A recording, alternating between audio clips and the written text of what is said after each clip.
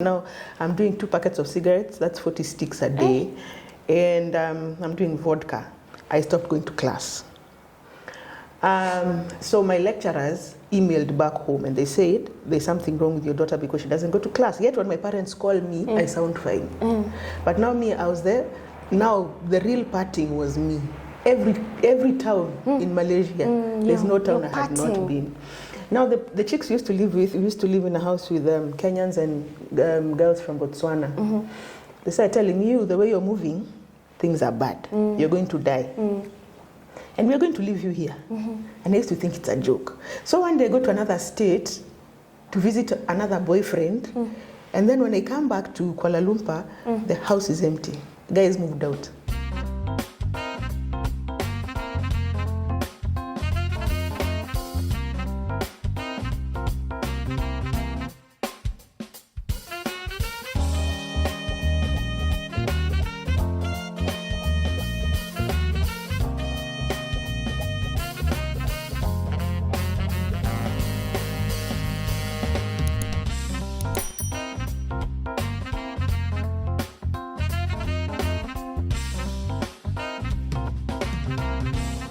Ladies and gentlemen, the most impactful thing you can do is to take your time and inspire other people. And you can do this by either sharing your story or even just mentoring someone. Now today with me here, I have a very lovely, amazing lady, and her name is Caroline Kagia. Caroline is an international speaker, inspirational speaker, and she's also a certified addiction professional. And today she's going to shed some light when it comes to addiction. She's going to help us understand how does it feel like to be in addiction, what is life before addiction, in addiction, and after addiction. Welcome to Unfold, where we see with a different eye and of course visualize with a colorful mind. My name is Hildah. Hi, my name is Caroline Kagia, a certified addictions professional and an international inspirational speaker.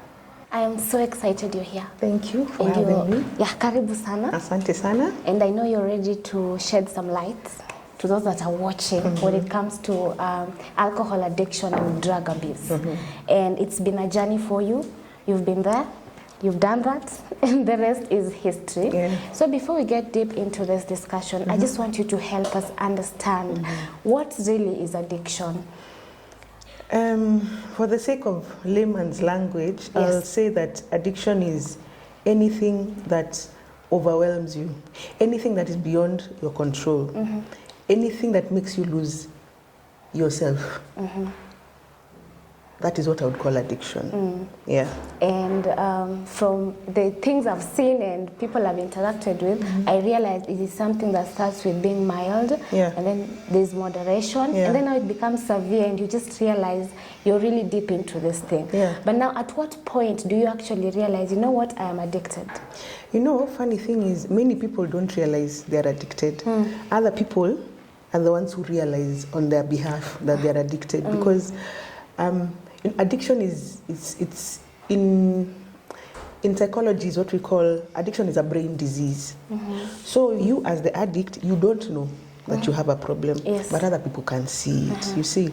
And by the time you realize you're addicted, you're already deep in addiction. And that's how it works. And before you let go, it becomes difficult, right? It's not easy for many people to let go because you will need, it will reach a point where you'll need some form of treatment.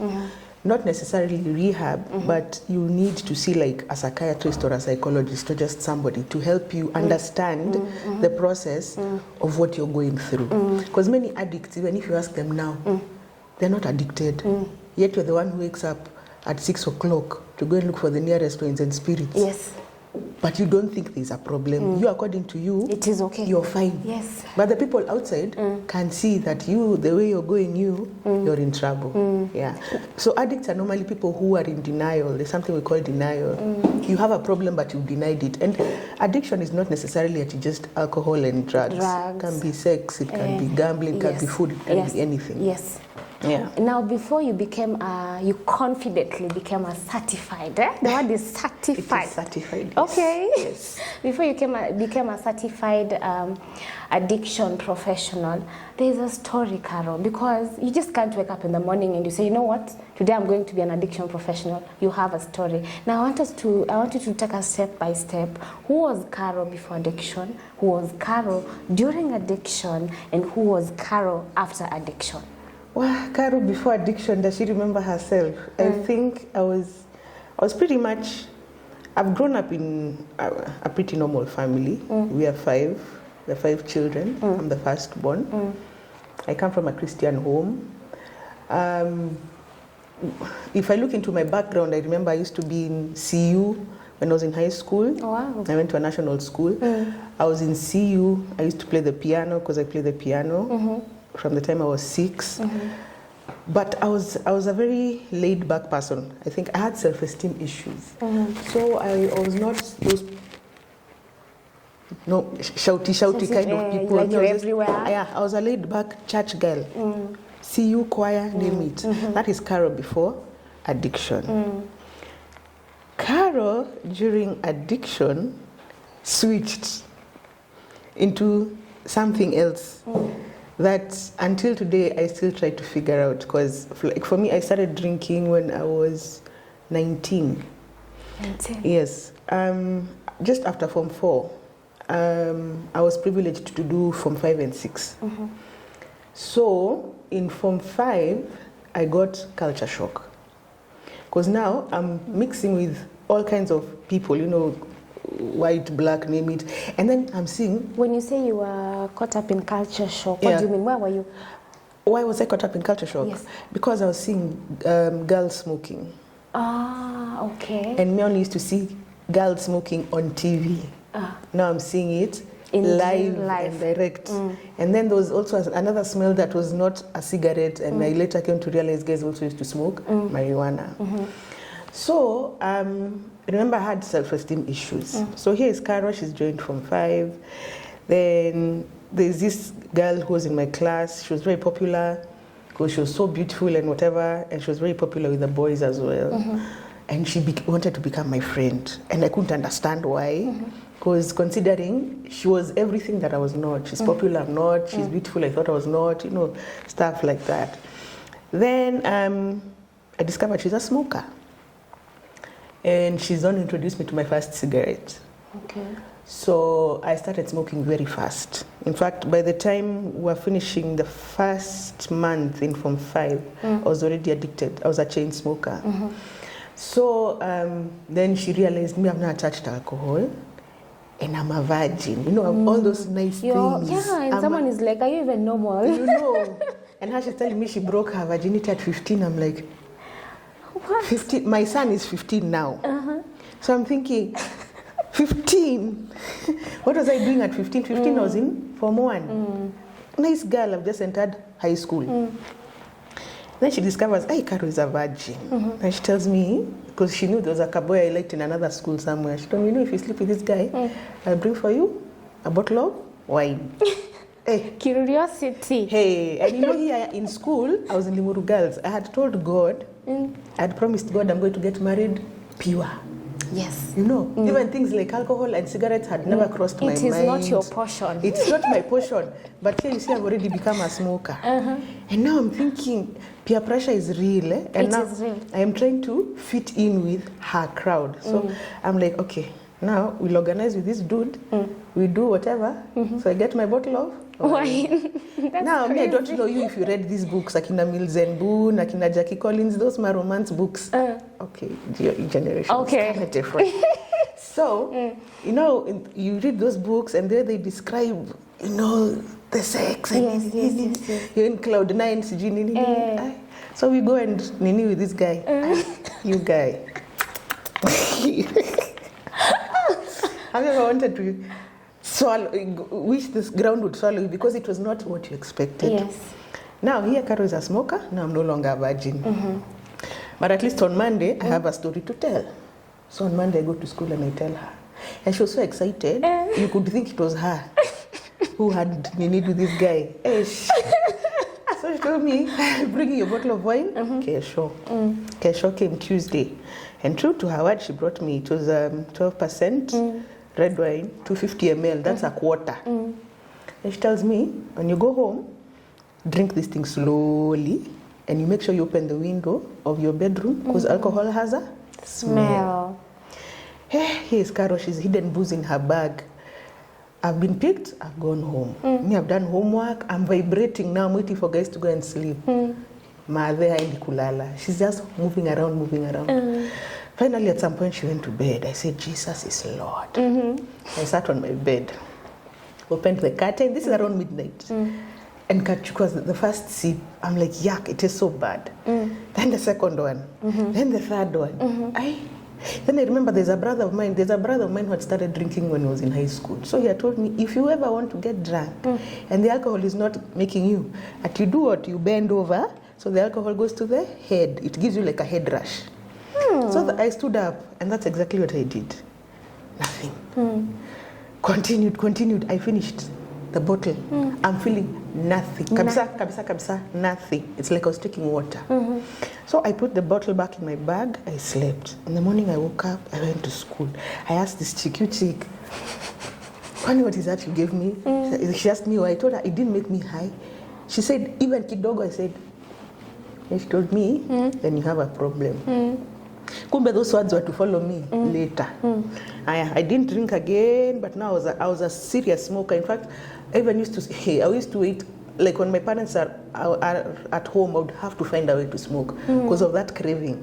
Cigarettes have a very bad You even find you're hiding so that you can do it. Yeah, you're hiding, and now when you're caught, it's called nyongi. You put it in your pocket and you've nyongad it. Kumbe, you're so foolish because you're smelling. Yes. You know, your clothes are smelling. So I didn't drink throughout Form 5. The next time I drank was in Form 6. I can't remember where I cheated my parents. I was going, because in our family, for you to sleep out, either you're going for Kesha or you're going to a friend's house that they know. So I don't know how I cheated them. Then we went to a club in Westlands. Now with my new boyfriend and my best friend. Was this your first time in a club? Yeah. Oh my God, now things are moving slowly by slowly. Things You're are changing. moving, hey, this thing of people pleasing, it's for real. And I want to feel how people feel, kwani. Curiosity. You know, so... you go to the club. Yeah, so I go to the club in Westlands. Then I'm bought for the first can, second can, third can, fourth can, fifth can. Sixth can is what angushad me. And I remember I woke up in my friend's house and I didn't even know what I was feeling. Nausea, I didn't know it's called hangover then, but I'd said I'll never touch alcohol again. The following year, January, I was privileged to leave the country. I was going to study a degree in advertising, multimedia and broadcasting. So I was supposed to be there for 2 years, then I go to Australia for another 2. Okay. But my parents were not at rich. They had done a harambe so that their firstborn can go and pave the way for the rest. Yes. Caro has landed in Malaysia. Me, I knew I was not going to last there. I hated that country. Kabisa. Even now, I don't think I can ever go back. So the drinking quickly spiraled from beers to spirits. Because now beers, in addiction counseling, there's something we call tolerance. Meaning now my tolerance for beers was too low. I needed something to chase it. Oh my God. So I started taking spirits, and I moved to vodka, and that's where I also started toying with marijuana. But with marijuana, we didn't, our Facebook relationship was complicated, so we parted ways. But now I'm doing 2 packets of cigarettes, that's 40 sticks a day, and I'm doing vodka. I stopped going to class. So my lecturers emailed back home and they said, there's something wrong with your daughter because she doesn't go to class. Yet when my parents call me, I sound fine. But now I was there. Now the real partying was me. Every town in Malaysia, there's no town I had not been. Now the chicks we used to live in a house with Kenyans and girls from Botswana. They started telling you, the way you're moving, things are bad. You're going to die. And we're going to leave you here. And I used to think it's a joke. So one day I go to another state to visit another boyfriend. And then when I come back to Kuala Lumpur, the house is empty. Guys moved out. and they left me alone. So you see now, because I can't afford the rent, Malaysia is very expensive. And you see, we all used to cost share rent. So things were bad. I'm not going to class, now I've been left alone. Meaning, either I die in Malaysia or I come back. So I had to tell my parents, I want to come back. I came back. Now the Carol who had left is not the Carol who came back. Because when I went, I was nice, brown, fat. I've come back thin and dark. Oh my God. My parents even couldn't recognize me at the airport. That's how bad it was. Sawa, we enter the car, we go home. Those days there was no bypass from airport to Karen to Ngong. Now it's the full route. So you can imagine the tension in that car. We got home. My mom was pissed off. She said, I'm no longer going to go to school. In fact, because we had cows, I'll take care of the cows, let the rest study. But my dad put her down. He said, let her go back to school. So I joined the Kenya Institute of Mass Communication and air travel. So I was doing a double diploma for 3 years. And I was very cool, by the way. I went back to church, I'm not doing anything crazy. Towards the end of my 3rd year at KIMC, I decided to become a boarder. Oh, wait. I just heard you mention you were going back to church. Yeah. During this going back to church, you were still drinking? No. Oh, okay. I had stopped. Okay. Because you know the way you get, it's like something snaps, you're like, what the hell was that all about? You know? So I go back to church. Now I joined KIMC. And towards the end, I became a boarder. Then I started going out. And it's also in that time where I conceived my son. Like I said, he's 15 this year. So I conceived my son. And when I conceived him, I started drinking even more and smoking even more. So I drank throughout my pregnancy. Are you serious? Yeah, and I was drinking heavily, very heavily. And it did not affect your child? My son is a walking miracle. I think By God's grace. I have very prayerful parents. Wow. Let's just say that. So, and when I realized I was pregnant, I dropped out of choir. Because now those ladies for church, you know the way they are, excuse me. I started telling my mom, we think your daughter is pregnant. So my mom asked me, are you pregnant? I told her, no, I'm not pregnant. Your story, Kaisha. I was also very big, so it was easy for me to hide. So I would come from school or from wherever and go straight into my bedroom, and no one asks me anything. So it went on like that. But towards the end, I called my brother. I was drinking in Karen. Then I called my brother, the one who follows me. I told him, come, we have a drink, because my money was finished, so I wanted him to buy. So he came. Then he asked me, hey, Caro, why do you look so big? I told him, big? You must be high. Sir, you must be high. We continued drinking until Kitu 7, then we went home. Then my dad opened the door. He just looked at the two of us. He told us, just go to bed. Just go to bed. My brother used to live in the main house then. That night, I couldn't sleep. At around 3 o'clock, I was woken up by back pains. Kumbe, I've gone into labor and I have no idea. I've put my mattress on the floor. I've tried everything. I went and woke my bro and told him, go and ask Daddy to take me to hospital. I'm feeling sick. My mom just came and looked at me and asked me, Carol, are you pregnant? I told her no. And do you know somehow mothers know when you're pregnant? Yeah. They do. So my dad woke up clueless. I got into the car. I was taken to the local dispensary. I was put in a room. My dad was told, your daughter has gone into labor. My dad was clueless. He asked, which daughter? He was told the one you brought. He said, pregnant? Yes. Then he was told, congratulations, you're going to be a granddad. My dad is a very cool guy. He's a phlegmatic. He said, okay. He entered the car, he went home, he found my mom seated on the bed, told her, congratulations, you're going to be a shosho. And he slept. My son, my delivery was very difficult. It was 26 hours because of the alcohol. What? So at some point, we almost didn't make it, but we are alive by the grace of God. Yes. So as if that should have slowed me down, my drinking escalated. When my son was 7 weeks, I started drinking again. Then, when he turned 4 months, I was lucky to, I've worked in media. most of my working life as a sales and marketing person. So I was lucky to join one of the top media houses in 2006. Hey, now I have predictable income. Now, with predictable income, Caro is not even being seen at home now. What? She's nowhere to be seen. So, I'm telling HR, I call HR and I say, I'm at home with my son, he's sick. My parents don't know where they are. So what did my parents do? They came to work to look for me. And HR is like, but she said she's at home. That was the only job I was ever fired. 2 weeks later, God blessed me with a job with an international media house. So now my salary has tripled. Hey. So I'm moving from Kenya to, between Kenya and South Africa all the time. South Africa became like home, you know, so from there, as in it just kept escalating. But no one is thinking there's a problem. Me, I'm just thinking, I'm having fun times, just like that. Until it reached a point in 2007 when my son got sick, and I was called to go and give him medicine because now I'd even moved out of home, but my son was living with my folks. So I've been called to go and give him medicine.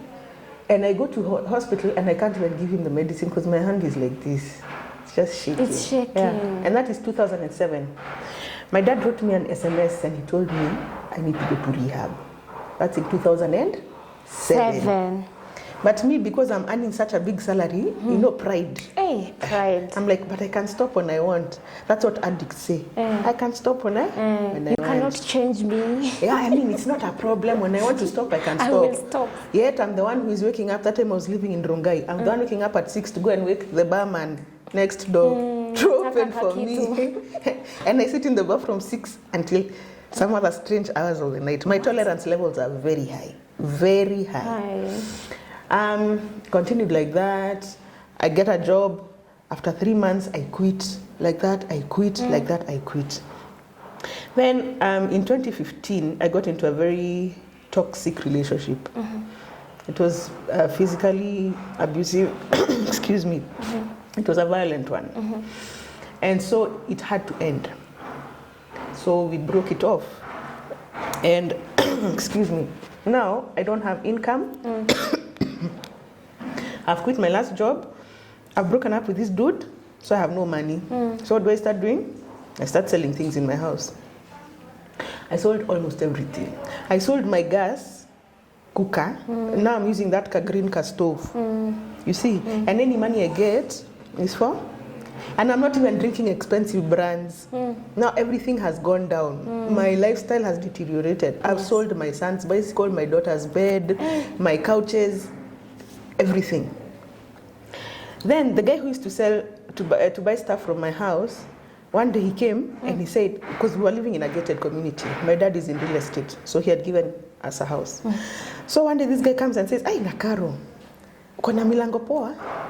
Just like that. Ukasema basi nitauza. You see, now I've reached this point of there's nothing else I can sell. I just sent him a please call me. He came very fast. I told him, funguanisha hizi milango zote. Oh my God. And he bought them for a measly 500 bob. They went. My neighbors used to wonder, this chick, what's going on? What's wrong with this girl? She has a baby, but she smokes fast like a what? And then she's constantly high. She can't remember the gate to her house. I don't know how many times I went banging my neighbor's doors thinking it's my gate. You see? And now because it's a gate, my dad is the one who had built that place. So they used to call my dad, tell him, this chick has a problem. So one day my dad comes. Me, I didn't hear him because I had earphones. The only thing, in fact, I had not sold was my phone, because if I sell my phone, how will I con people for money? How will I manipulate people for money? Yes. You see? So I need a sense of something.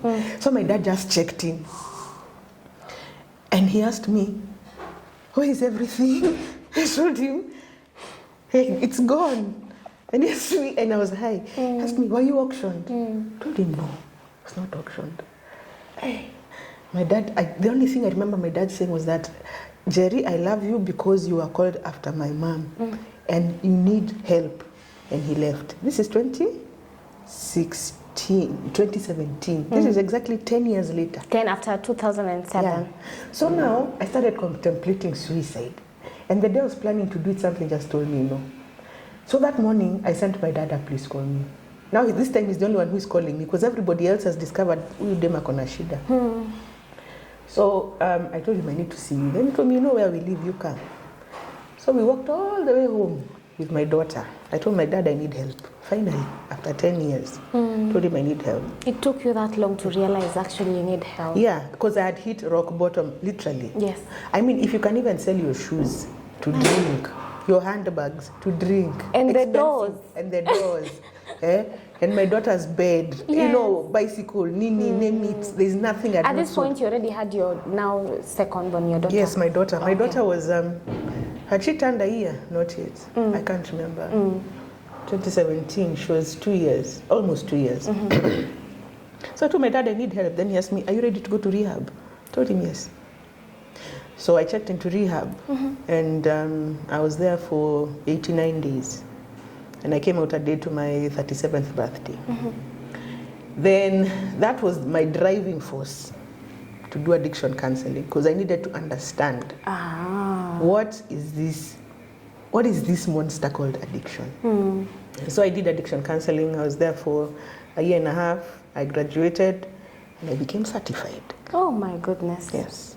And with that also I started an initiative called Caroline Kagia Wellness Initiative, which seeks to help those who are struggling with alcohol, especially alcohol. And my target mostly is women. Because in Africa, we are stereotyped that if you're an African woman and you're drinking, you must be a prostitute. Not necessarily. I was not a prostitute. I was not sleeping around. Yes. I just had a problem. But women have a problem coming out and speaking about it because it's still shameful. Yeah. But I don't see anything shameful in it. It's like having diabetes, like having cancer, like having HIV. You know, speak about it and get help. Yeah. So did you realize during this period that I have a problem in terms of, were you stressed? Was it depression, or you just didn't recognize that? I knew I had a problem, but I'm not sure what it was. And I remember there was a year, and funny enough, I used to go to church, and I still used to go for keshas, even when I'm drunk. And I remember once writing to God and telling him, dear God, help me to stop drinking. Because I had tried and stopped. So I think I had underlying issues, and that is what happens with many alcoholics, is that you have issues that you've carried from childhood, trauma. It could be something that happened. Is very true. And you've not been able to address it, or you shelved it. So subconsciously, you're doing things to try and cover up, but you don't know. Yes. Until now you actually sit down with a psychologist or a counselor and they help you walk through the process. That's when you'll be able to comfortably say you've quit alcohol. So for me, I used to say I'm a recovered alcoholic, but I stopped. I say I'm a recovering alcoholic because it's progression. It's progression, and it is a day at a time. Yes. Literally. Yeah. And there are damages that happened during this period, and the things that you went through. What are these things that you went through that damaged you, and you got to a point where, Carol, you would say, alcohol almost ruined my life? What can alcohol do to you as a person when you're addicted? It can kill you. It can kill you. What? It can kill you. I know so many people who we used to drink with who are not here anymore.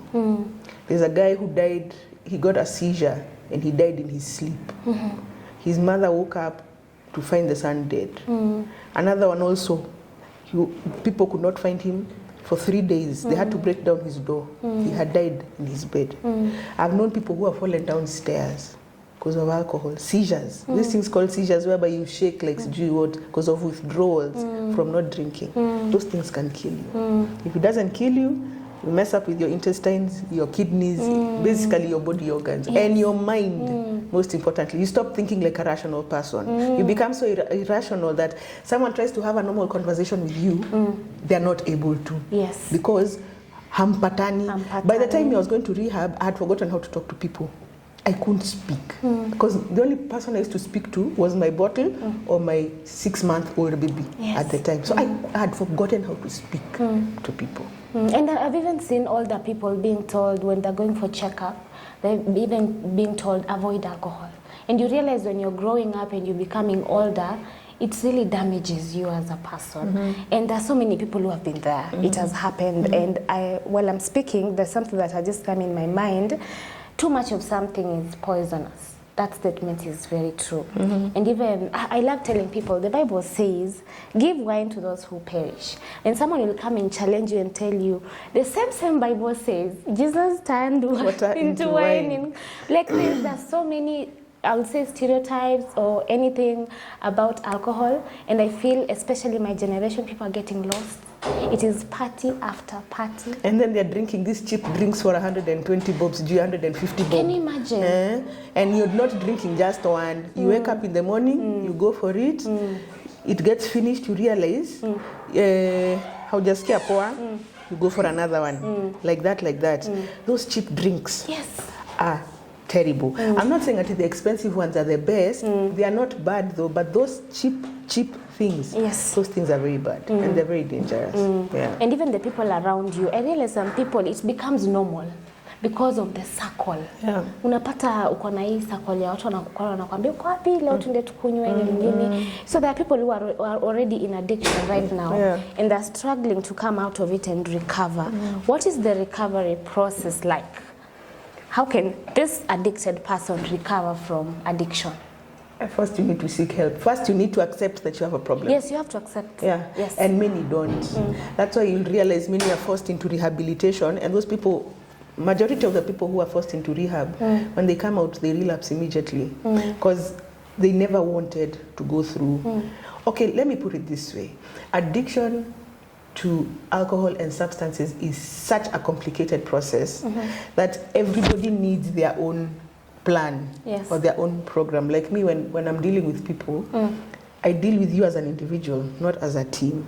First of all, you have to accept that the reason we are having this conversation is because you have a problem. Tuanzie hapo.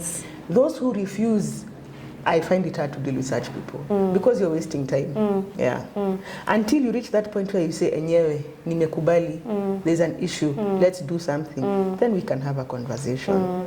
But addiction is, there's nothing more complicated. Like addiction. There's nothing on this earth that's more complicated than addiction. Now, I want you to talk to people who are watching you. Someone right now is saying, you know what, I'm here already. It has happened. Encourage them. This is what I like to say, that there's no shame in stating that you have a problem. Being addicted does not mean you're a bad person. It just means that you have a problem. For you to get help, you need first to state that you have an issue. Speak out, reach out. There's always help. There is no shame. There is no stigma attached to it. Don't let people put you down. Just come out and speak out. Thank you for coming. Thank you for having me. Thank you for sharing your story. And I just wanted to ask you to tell the people, how can they find you? Maybe someone needs help when it comes to addiction. How can they find you? You could reach me through my social media platform, that is Facebook, Caroline Kagia on Facebook, or Caroline Kagia Wellness Initiative on Facebook. You could also reach me through my email, carolinekagia07@gmail.com. That was Caro for you. I hope you have picked something from her story and she has inspired you in one way or another, or she has encouraged you. As you can see, too much of something is actually poisonous. And for you to grow, you need change. Now, what is your story? Are you willing to share with us? Unfold is here for you. You can either call us, you can text us, or you can email us. Until next time, bye.